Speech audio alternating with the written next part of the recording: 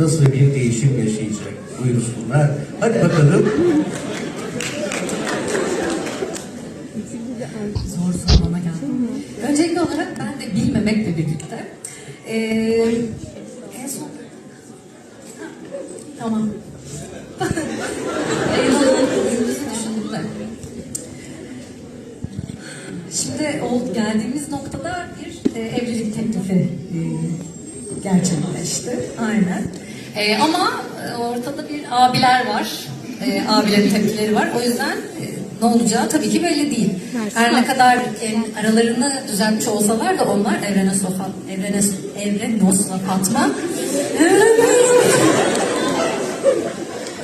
hala arada bir engel var. Çözülmüş değil.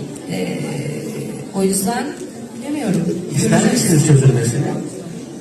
İster misin çözülmesini? Tabii ki. Tabii ki isterim. Bunu alkışlamam.